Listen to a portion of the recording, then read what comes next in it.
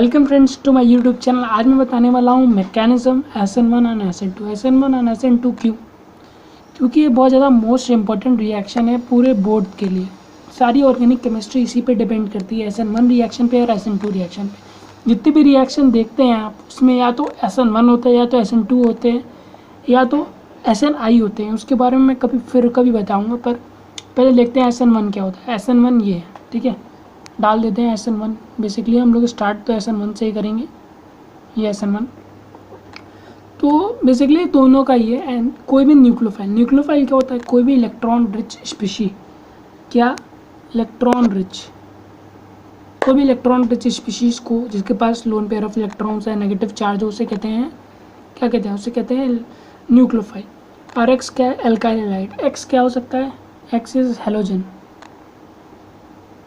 Halogen group 17 को कहते हैं halogen, like fluorine, chlorine, bromine, iodine, these four are what, इसे हेलोजन कहते हैं। फिर ये न्यूक्लियोफाइल जिस तरीके से रिप्लेस करता है, तो दिस इज व्हाट SN1। तो SN1 की बात करें, SN1 तो हम इसमें एग्जाम्पल देखने वाले हैं। वैसे तो बहुत सारे एग्जाम्पल होते हैं, वैसे हम देखेंगे hydrolysis of alkyl halide. Basically हम ये वाला रिएक्शन देखने जा रहे हैं। अब रिएक्शन क्या है पहले ये देख लेते हैं, ठीक है। कार्बन से अटैच हैं, 3 alkyl groups are attach from single carbon, ठीक है। और ये क्लोरीन, ये क्या है? हमारा एल्काइल हैलाइड। और ये है हमारा वाटर, क्या है? हमारा वाटर। अभी यहाँ से क्या बन जाएगा? ये कुछ इस तरीके से बन जाएगा, OH इधर आ जाएगा, और ये हमारा आ जाएगा बट क्लोरीन नेगेटिव। सो ये हमारा है, ठीक है। तो मैकेनिज्म स्टार्ट करते हैं। Mechanism of SN1 reaction of mechanism जो होता है 2 स्टेप में होता है। 2 स्टेप कौन कौन से हैं? स्टेप 1 है वो है फॉर्मेशन ऑफ कार्बोकेटाइन।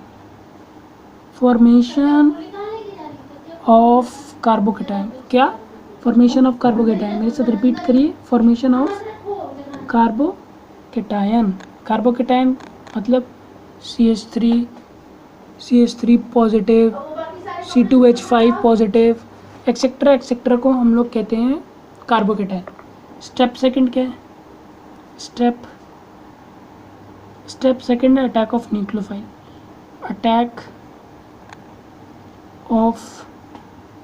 न्यूक्लियोफाइल कोई भी इलेक्ट्रॉन रिच स्पीशी को हम लोग न्यूक्लियोफाइल कहते हैं, ठीक है। न्यूक्लियोफाइल। तो स्टार्ट करते हैं। तो स्टेप 1 क्या कहता है? स्टेप 1 ये है कि देखिए, step 1 that is the formation of carbocation. ये क्या है? RDS है। RDS का क्या मतलब होता है? रेट डिटरमाइनिंग स्टेप, और इसे आप स्लो स्टेप भी कह सकते हैं।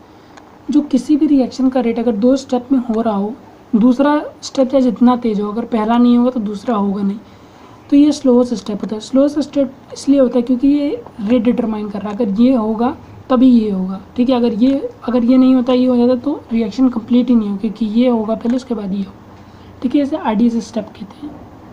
तो ये हमारा 3 degree alkyl halide. 3 degree alkyl halide क्यों ले रहे हैं? क्योंकि 3 डिग्री एल्काइल हैलाइड सबसे जल्दी रिएक्ट करता है SN1 रिएक्शन में, ठीक है। तो ये क्या होगा? बेसिकली हेटेरोलिप्टिक फिशन होगा। ये बॉन्ड जो है इस तरीके से टूटेगा। ये ज़्यादा इलेक्ट्रोनेगेटिव है, क्लोरीन ज़्यादा इलेक्ट्रोनेगेटिव है in comparison to this carbon, जिसकी वजह से ये इधर ट्रांसफ़र हो जाएगा। जो हमारा बॉन्ड है वो इधर ट्रांसफ़र हो जाएगा। बनेगा क्या? हमारा बनेगा ये प्लस कार्बोकेटाइन कैसा बनेगा? ये हमारा कुछ इस तरीके से कार्बोकेटाइन आ जाएगा। इधर एक एल्काइल ग्रुप, इधर एक एल्काइल ग्रुप, इधर भी एक एल्काइल ग्रुप, और यहाँ पे पॉजिटिव चार्ज। क्यों? क्योंकि अब इसके पास सिर्फ 3 ही बॉन्ड बचे हैं। ये चला गया इसका बॉन्ड, और यहाँ पे पॉजिटिव चार्ज आ गया, ठीक है। तो पहला ये हमारा कार्बोकेटाइन बन गया, जैसा आप देख सकते हैं, this is our carbocation. Step second लिखते हैं।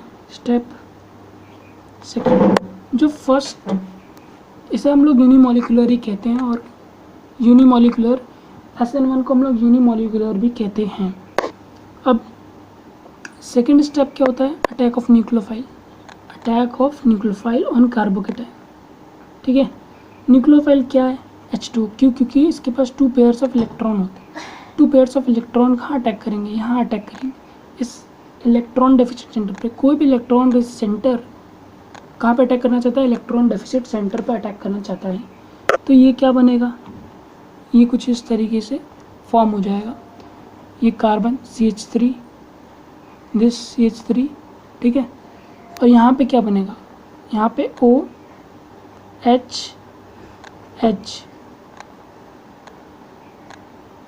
अब 2 इलेक्ट्रॉन, क्योंकि इसके पास 2 पेयर्स ऑफ इलेक्ट्रॉन होते हैं। एक तो इसने डोनेट कर दिया इसको, तो इसके पास पॉजिटिव चार्ज आएगा क्योंकि इसने हमने डोनेट किया।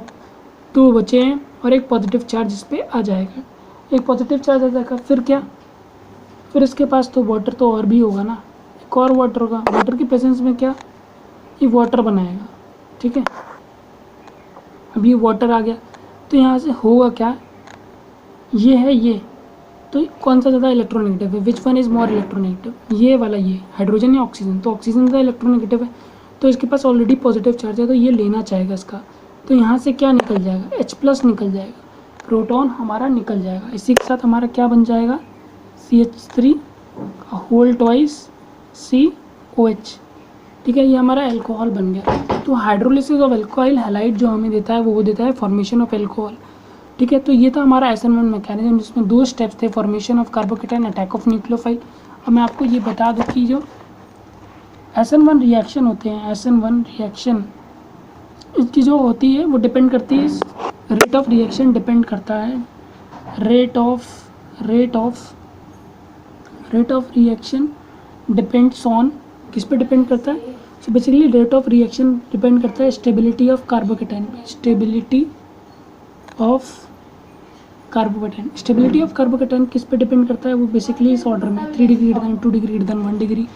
सो बेसिकली ये ऑर्डर है रेट ऑफ रिएक्शन का, और इसे हम लोग क्या कहते हैं? ये 2 स्टेप रिएक्शन है। और क्या है?